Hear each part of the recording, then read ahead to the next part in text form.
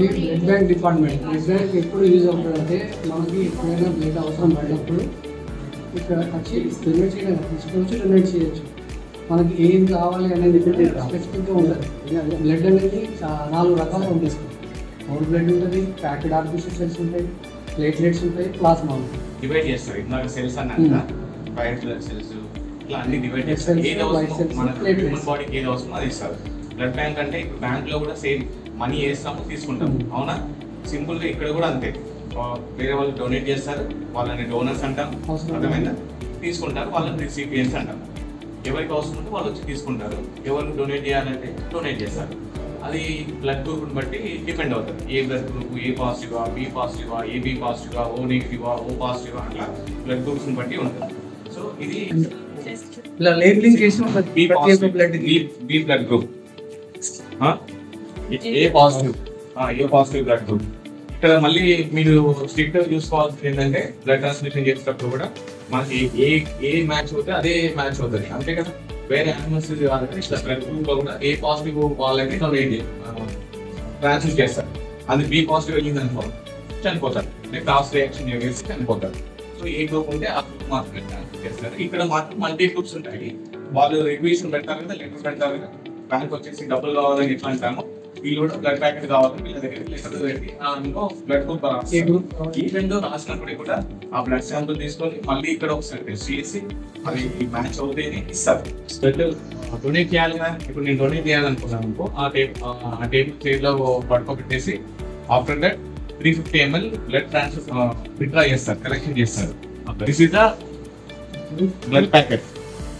మనం కలెక్ట్ చేసిన డిపాజిషన్ ఇది డిపాజిట్, అంతేనా? సో ఎవరైతే అవసరం ఉంటుందో వాళ్ళు రిక్వెషన్ పెట్టి ఇక్కడికి వచ్చి అడుగుతారు. సో ఇది మేము ఇష్యూ చేస్తాం. ఇక్కడ మీకు ఇంకొకటి ఏంటంటే యూనివర్సల్ బ్లడ్ ఏమి ఉండదు, అన్ని బ్లడ్ గ్రూప్స్ ఉంటాయా? ఏముంటాయి? Sets of A positive, B positive, AB positive, A negative, B negative, O positive, O negative. ఇక్కడ మీరు universal donor, universal recipients. Universal donor is O negative, not positive. Okay, universal recipient AB positive or negative. Blood bank అన్న తర్వాత actually వేరే drugs అన్ని purchase చేయగలుగుతాం కానీ blood మాత్రం purchase చేయగలుగుతామా? So మన ఇంట్లో ఎవరైనా హెల్తీగా ఉంటే నార్మల్గా ఏంటంటే సిక్ ఉన్న వాళ్ళకు డొనేట్ చేస్తాం. మళ్ళీ ఇంకొకటి ఏంటంటే బ్లడ్ ఈవెన్ దో 4 months ఒకసారి డొనేట్ చేయొచ్చు. లైఫ్ స్పాన్ ఆఫ్ బ్లడ్ మన బ్లడ్లో ఏముంటుందంటే 120 days సర్వైవ్ అవుతుంది. ఈవెన్ దో మన దగ్గర ఉన్నప్పుడు కూడా 120 days తర్వాత రీసైకిల్ లాగా కొత్త బ్లడ్ వస్తూనే ఉంటుంది, కొత్త బ్లడ్ సెల్స్ వస్తూనే ఉంటాయి. సో 120 days ఒకసారి మనం డొనేట్ చేసినా మనకి ఏం కాదు, అర్థమైందా? సో 120 days తర్వాత మీరు డొనేట్ చేయకపోయినా చనిపోతాయి. లైఫ్ 120 days, అర్థమైందా? మీరు డొనేట్ చేసినా చేయకపోయినా మన బాడీ రీసైకిల్ అవుతుంది. సో 120 days ఒకసారి డొనేట్ చేస్తే ఇది హెల్దీగా అవుతాం యాక్చువల్లీ, అంతే కదా. పాత వాటర్ తీసేసి కొత్త వాటర్ వస్తే ఫ్రెష్ అవుతుంది కదా. సేమ్ అలానే మనం బ్లడ్ డొనేట్ చేస్తే మనం కూడా ఫ్రెష్ అవుతాం. ఎవ్రీ 120 days ఒకసారి మనం బ్లడ్ డొనేట్ చేయొచ్చు. 4 months అంటే 120 days is nothing but 4 months, అంతే కదా. So every 4 months we can, మనకి బ్లడ్ సఫిషియెంట్గా ఉంటే వీ కెన్ డొనేట్, అర్థమైందా? సో బ్లడ్ డొనేట్ చేయడం వల్ల వీక్ అవుతాం అనేది రాంగ్, మీకు అర్థమైందా? 4 months తర్వాత మీరు వీక్ అయినప్పటికీ కూడా అది బాడీలో చనిపోతాయి. మీరు ఇవ్వకపోయినా చనిపోతాయి, ఇచ్చినా చనిపోతాయి. సో ఇవ్వకపోయినా చనిపోతాయి అన్నప్పుడు ఎవరికో ఉపయోగపడుతుంది. సో అట్లానే ఎవ్రీ 4 months ఒకసారి బ్లడ్ డొనేట్ చేయడం వల్ల లాస్ ఏం కాదు. ఈవెన్ నేను కూడా బ్లడ్ డొనేట్ చేస్తాను యాజ్ ఎ డాక్టర్. నార్మల్గా మీరు ఏమంటారు, యాజ్ ఎ డాక్టర్ మనం సినిమాలో చూస్తాం కదా, బ్లడ్ తీసుకురండి అది తీసుకురండి అని అంటాం కదా. బట్ యాజ్ ఎ డాక్టర్గా నేను కూడా డొనేట్ చేస్తాను. ఎవ్రీ 4 months ఒకసారి నేను కూడా డొనేట్ చేస్తాను. వై? బికాస్ నేను ఒక హ్యూమన్ కాబట్టి, అవునా? ఇప్పుడు నా వల్ల నేను ఇంకొకరికి సర్వైవ్ అవుతాను కదా, సర్జరీతో పాటు బ్లడ్ కూడా అవసరం ఉంటుంది కదా. So myself is also blood donor. So మీ ఇంట్లో కూడా ఎవరైనా హెల్తీగా ఉంటే బ్లడ్ డొనేట్ చేసేటప్పుడు ఆపొద్దు, ఎంకరేజ్ చేయాలి.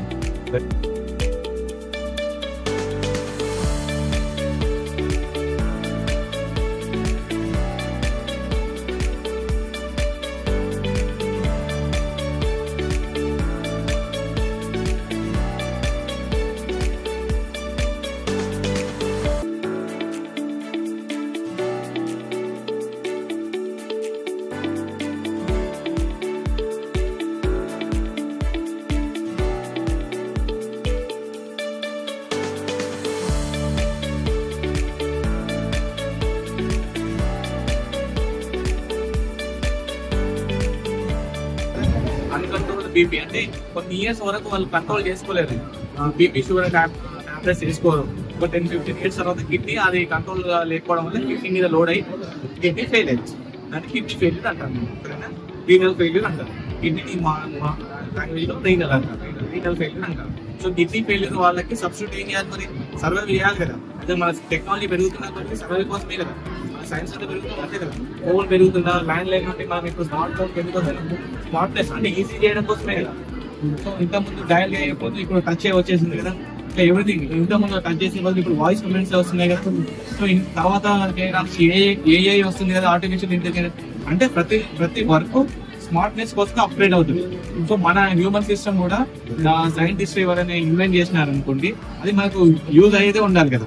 సో కిడ్నీ ఫెయిల్ అయిన పర్సన్స్ ఇక్కడికి వస్తారు, వచ్చి ఫ్రీక్వెంట్ గా కిడ్నీ ఫెయిల్యూర్ ఏమని చెప్పాను, ఫిల్టరేషన్ చేస్తుందని చెప్పాను కదా. అదే అందులో మిషన్ ఉంటుంది, మిషన్ ఉంటుంది కదా, ఆ బ్లడ్ ఇట్లా క్యాన్ లో పెట్టేస్తారు, దీంట్లోకి వెళ్ళి బ్లడ్ ఆ మిషన్ లోకి వెళ్తుంది, అది ఫిల్టర్ చేస్తుంది, మళ్ళీ ఫిల్టర్ అయిన బ్లడ్ బాడీలో వస్తుంది. అప్పుడు దీన్ని యాక్టివ్, అర్థమైంది. ఫిల్టర్ కాకపోతే చనిపోతారు కదా, కిడ్నీ ఫెయిల్ అయితే చనిపోతారు కదా. అట్లాంటి వాళ్ళని బతికించడం కోసం దీన్ని ఊపుతారు. దీన్ని ఏమంటారంటే డయాలసిస్ అంటారు, కిడ్నీ ఫిల్టరేషన్ డయాలసిస్ అంటారు. This is the dialysis unit. So Ramagundam చుట్టుపక్కల ఉన్న వాళ్ళు ఏమైనా కిడ్నీ ప్రాబ్లం ఉంటే ఇక్కడికి వచ్చేసి, అంటే డాక్టర్ ప్రిస్క్రైబ్ చేస్తాడు, వాళ్ళంతా వాళ్ళు ఏం రారు. మనం అన్ని టెస్ట్లు అయిపోయి అన్ని అయిపోయిన తర్వాత ఇన్వెస్టిగేషన్ మీకు డయాలసిస్ అవసరం వస్తుంది, మీరు కిడ్నీ సరిగ్గా పనిచేయట్లేదు అన్నప్పుడు ఆటోమేటిక్ గా ఇక్కడికి వస్తే వీళ్ళు ఆ డయాలసిస్ యూనిట్ లో బ్లడ్ ఫిల్టర్ చేసేసి, వాళ్ళ బ్లడ్ వేరే బ్లడ్ కాదు ఎక్కించేది, ఇక్కడ నుండి వెళ్తుంది మిషన్ లోకి వెళ్తుంది, మళ్ళీ ఇంకొక వే నుండి లోపలికి వెళ్తుంది. సో కిడ్నీ ఫంక్షన్ సబ్స్టిట్యూట్ ఇది dialysis unit. Okay. 4 pins are biomedical based things. So according to the our hospital based we will segregate. Segregate అంటే ఫర్ ఎగ్జాంపుల్ ఉంటాయి, సెపరేట్ చేస్తాం. ఏమేమి ఏం చేయాలనేది దాన్ని సెగ్రిగేట్ చేయడానికి ఈ పిన్స్ అన్నమాట. సో రెండోది అనుకోండి, షార్ప్ నీడిల్స్ ఉంటాయి కదా, నీడిల్స్ అట్లీస్ట్ మనం సిరెంజెస్ వాడతాం, మనం ఇంజెక్షన్స్ ఇస్తాం. సో ఆ సిరెంజెస్ ప్లాస్టిక్ వేస్తాము, రెడ్ పిన్స్ లో వేస్తాం. ఓకేనా, సిరెంజెస్ అవన్నీ ప్లాస్టిక్ వేస్ట్ క్యాన్సర్స్ అంటే ఐడియా ఉండదు, అవన్నీ మనం రెడ్ బిన్ లో వేస్తాం. ప్లాస్టిక్ సంబంధించిన ఐటమ్స్ రెడ్ బిన్ లో వేస్తాం.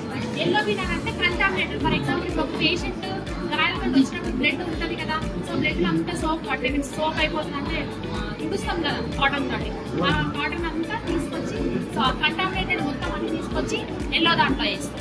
Then coming to the blue one, blue అనేది ఏంటంటే మొత్తం గ్లాస్ ఐటమ్స్.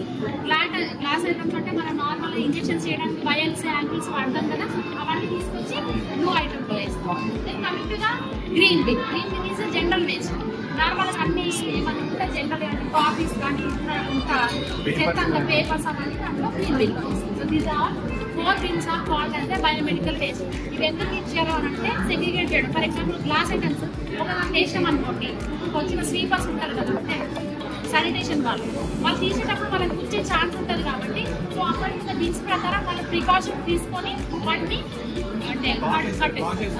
డేంజర్స్ ఉంటుంది కాబట్టి కొంచెం జాగ్రత్తగా పనిచేయాలి. ఓన్లీ పేపర్స్ వేస్ట్ పేపర్లే ఉంటాయి కాబట్టి కొంచెం ఉంటుంది. ప్లస్ ఇది డిస్పోజల్ చేసేటప్పుడు కూడా అక్కడ తీసుకెళ్లేటప్పుడు వాళ్ళకి కూడా ఈజీ అవుతుంది. సో డేంజరస్ దాన్ని కలపకుండా ఉంటుంది. వీటిని వేరేలాగా ట్రీట్ చేస్తారు, వాటిని వేరే. మీరు ఎంతమంది ఇంకా డాక్టర్స్ కావాలన్నారా?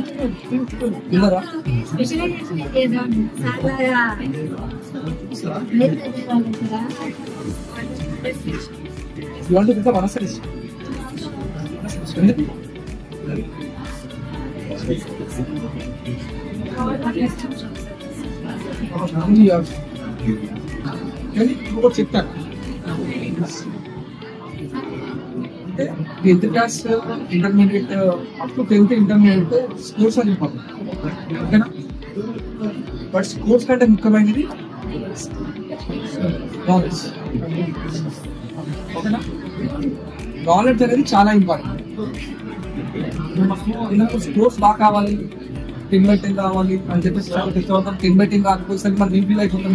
అయ్యో మాకు రాలేదు, మనకు వచ్చింది నాకు రాలేదు అని చెప్పేసి డల్ అయిపోతుంది.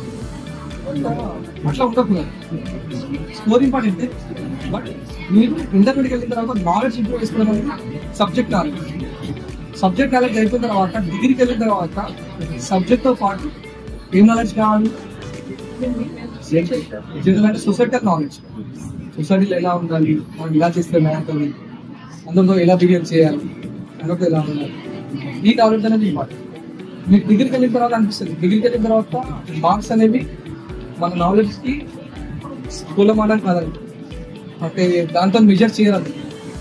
మన నాలెడ్జ్ అనేది ఇంపార్టెంట్. అన్ని సబ్జెక్ట్స్ పైన అన్నింటిపైన మనకి చాలా నాలెడ్జ్ అనేది పెంచుకోవాలి.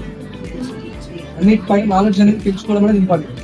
ఒకవేళ స్కోర్స్ తక్కువ వచ్చినాయి, స్కోర్స్ అట్లయితే అల్టిమేట్ గోల్ ఏమి ఉండాలంటే సెటిల్. స్కోర్ తగ్గిపోయింది కానీ చెప్పేసి బాధపడిపోయి ఏడ్చుకుని ఉండడం కంటే ఎలా స్కోర్ పెంచుకోవాలి అని చెప్పేసి ఆలోచించుకొని ముందుకెళ్ళండి. అంతే కదా, మీకు ఎందుకు స్టూడెంట్స్ చెప్పేది తెలుసు. Scores important, but always scores అనేవి కాదు, నాలెడ్జ్ అనేది ఇంప్రూవ్ చేసుకునే అనేది చాలా అవసరం. అంటే మీరు ఏంటి, అప్గ్రేడేషన్ అనేది ఇంపార్టెంట్. ఇంత తర్వాత డిగ్రీ ఇంత అప్గ్రేడ్ కావాలనేది ఇంపార్టెంట్. ఓకేనా, ఇప్పుడు నువ్వు ఎంబీబీఎస్ చేయాలి, ఎంబీబీఎస్ కంటే పీజీ చేయాలి, ఇతర సూపర్ స్పెషాలిటీ చేయాలి. ఇవన్నింటికి నాలెడ్జ్ అనేది ఇంప్రూవ్ చేసుకుంటూనే ఉండాలి ఇన్ స్కూల్స్. ఓకేనమ్మా, ఎప్పుడైనా స్ట్రెస్ ఫీల్ అవుతున్నారు, ఎప్పుడైనా ప్రచారం అంటే ఫస్ట్ వెళ్ళేసి ఎవరితో డిస్కస్ చేయాలి? టీచర్స్ తో కూడా డిస్కస్ లేదు, స్ట్రెస్ ఎవరితో డిస్కస్ చేయాలి? పేరెంట్స్. మీరు పేరెంట్స్ కంటే ఎవరు ముందు కాదు. మీరు ఇంటర్మీడియట్ బయటకు వెళ్తున్నారు, డిగ్రీ కోసం బయటకు వెళ్తారు, అక్కడ స్ట్రెస్ ఫీల్ అవుతుంది. అందులో టీచర్ వాళ్ళని స్ట్రెస్ ఫీల్ అవుతుంది ఎవరు చెప్పాలి? పేరెంట్స్. మనకు అనిపిస్తుంది మా పేరెంట్స్ చెప్తే ఏమన్నా అనుకుంటారు కావచ్చు, వాళ్ళకి విషయం తెలియకూడదు కదా, ఎందుకు చెప్పాలి వాళ్ళకి అని చెప్పేసి అనుకోకూడదు. ఎలాంటి విషయమైనా సరే, అది ఎంత అనుకున్న విషయమైనా సరే పేరెంట్స్ చెప్పడం అనేది ఇంపార్టెంట్. ఎందుకంటే చెప్తున్నా అంటే షేరింగ్ అనేది కంపల్సరీ ఉండాలి. పేరెంట్స్ షేర్ చేసుకుంటా ఎవరికి చేయలేదు, మనం పేరెంట్స్ మాత్రమే దగ్గర పెట్టుకొని మనం ఏమన్నా మిస్టేక్ చేసినా ఏం చేసినా పేరెంట్స్ వాళ్ళని దగ్గర తీసుకుంటాం. సో పేరెంట్స్ అనేది ఇంపార్టెంట్. ఎక్కడ ఉన్నా, ఏ డిగ్రీలో అయినా, ఏ పీజీలో ఉన్నా, మాకు అదే నాతో అవ్వట్లేదు అని అనిపించినప్పుడు ఫస్ట్ డిస్కస్ చేయాల్సింది ఎవరికి? పేరెంట్స్. కంపల్సరీగా పేరెంట్స్ డిస్కస్ చేయాలి, అది ఎటువంటి విషయం అయినా సరే. అంతే.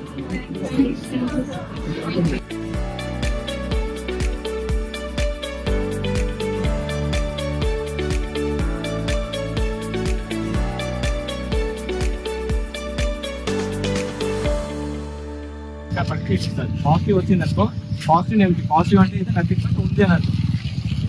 వాళ్ళకి టీవీ మెడిసిన్ యూజ్ చేస్తారు. TV medicine around 6 months to 9 months వాడాల్సి ఉంటుంది. క్యూర్ అవుతుంది, curable disease, but 6 months of duration. Not one day medicine తీసుకుంటే తగ్గదు. సో వాళ్ళ షెడ్యూల్ ఇస్తారు ఏ రోజు వేసుకోవాలని. అట్లా ఇక్కడ ఇది టీబీ సెంటర్. సో ఆ సంబంధించిన వాళ్ళు మాత్రమే ఇక్కడికి వస్తారు, మిగతా వాళ్ళు రావాలి. అందుకే రక్షించుకోలేదు. అదేమో general OP. So general OP మీకు చూసారు కదా ఎంత క్రౌడ్గా, ఓవర్ క్రౌడ్. సో లిమిటెడ్ గా ఉంటారు కాబట్టి ఇక్కడ చేస్తారు. తక్కువ మందికి కాప్ వస్తుంది కాబట్టి ఆ డిసీజ్ ఉన్న వాళ్ళు మాత్రమే ఇక్కడికి వస్తారు. అది పక్కన అర్థమైందా? అది మనకు ఒకటి ఉంది కదా, హెచ్ఐవి అని అంటాగా. హెచ్ఐవి అంటే ఏంది? ఎయిడ్స్ అని అంటారు కదా. ఎయిడ్స్ కి కూడా మెడిసిన్ ఇస్తారు. సో యాక్చువల్ కంప్లీట్ క్యూరబుల్ కాదు, కానీ లైఫ్ ప్రొలాంగ్ చేసుకోవడానికి కోసం ఈఆర్టీ సెంటర్, అక్కడ ఎయిడ్స్ కి టెస్ట్ చేస్తారు. అది టెస్టింగ్ సెంటర్, దానికి సంబంధించిన మెడిసిన్ కూడా ఇస్తారు అన్నట్టు. యాంటీవైరల్. ఎయిడ్స్ ఎక్కడ దేని వల్ల వస్తుంది? వైరస్ వస్తుంది, అర్థమైందా? సో ఆ వైరల్ కి కావాల్సిన యాంటీవైరల్ డ్రగ్స్ అన్ని ఏఆర్టీ మెడిసిన్ అంటారు. యాంటీ రిట్రోవైరల్ థెరపీ అంటారు. ART nothing but anti retroviral therapy. So దానికి సంబంధించిన మెడిసిన్ వాళ్ళే ఇస్తారు. సో అక్కడ కూడా తక్కువ మంది ఉంటారు కాబట్టి మనకు ఎక్కువ ఫ్లోటింగ్ ఉంటుంది. సరేనా?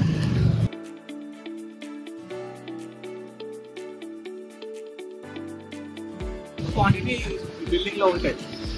సో ఎవ్రీడే వీళ్ళు రిక్వైర్మెంట్ తీసుకెళ్ళి అక్కడ స్టోర్ లో పెట్టుకుంటారు. అది ఫార్మసీ పెట్టుకుంటారు. ఇది స్టోర్.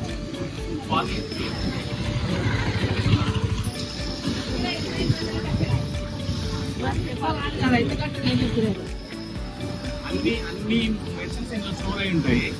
ఆ కన్సర్న్ డిపార్ట్మెంట్ వాళ్ళు వచ్చేసి వాళ్ళకి కావాల్సిన ఇంగ్రీడియంట్స్ తీసుకొని వెళ్ళిపోతారు. వెళ్ళి అక్కడ డివైడ్ చేసుకుంటారు. All medicines are stored here only.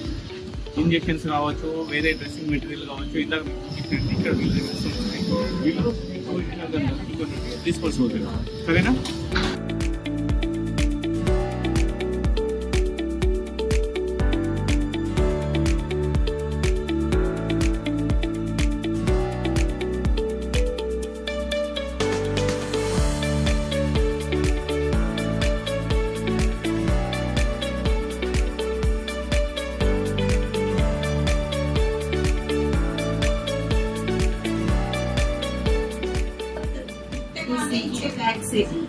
BCG, Bacillus, Calamine, Bacillus. Okay, so పుట్టగానే ఇచ్చేదేంటి?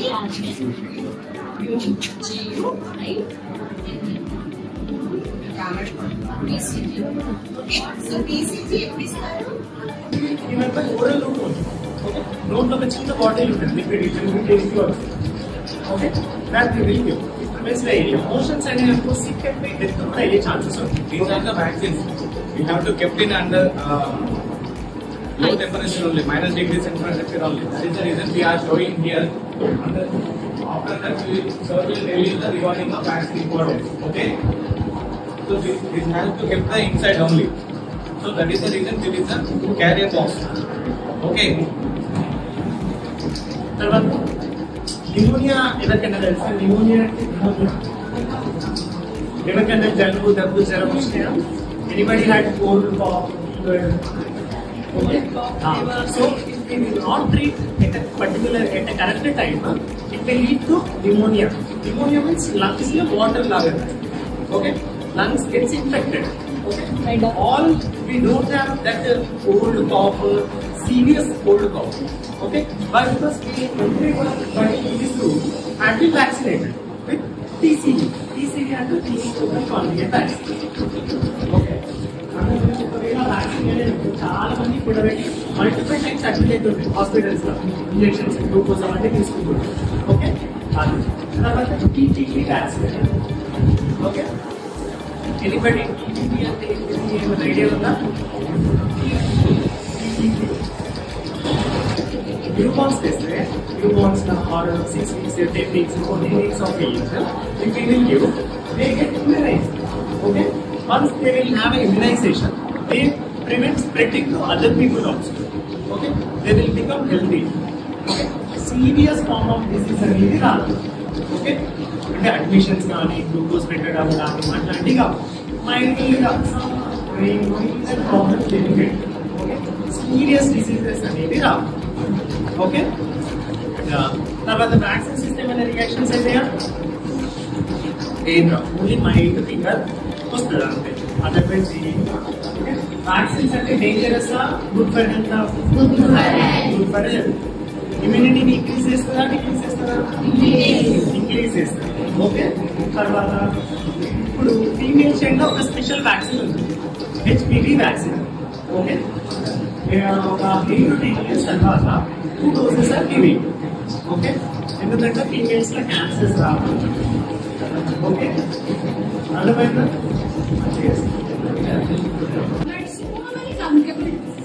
through our handwash technique. Okay, that is speed, hand, word, everything. We will speed, we will touch, we will do that. So many computer diseases, and most of the diseases, 90%, they will be our this handwash technique. Okay, and we will give care, education care to the kid. So we will give. This is just it means that patient will also won't get any infections. Understood? Yes. Yes or no? Yes or no? Yes, that is the important. She will give the demo and I will explain. Okay? The first step. What's the first step? Wet your hands. Disinfectant. Okay? Fast of all, you should not interlace your fingers. Only like this. Only like this. Anyhow, you all will pay towards. Yes? Do. Yes. Then blossom. Okay. Then blossom you have to interlace your fingers. Okay. Then you have to. Then like both the hands. Okay. So unlock. Okay. And this one is say both hands. First you are done with this hand, right? Next this one. Okay. Next. That's the thumb. And okay. Then next your fingers tips. I am taking. Okay. This one is better is get a boy. Then come to the elbow. Understood everybody? Yes, sir. Let's after the each step out. The elbow. Please, we are tip of your finger to the elbow. Okay? So if coming to the hospital, sit, hand wash, 2 kinds of hand wash will be there. Okay, you know that medical hand wash and surgical hand wash. Okay?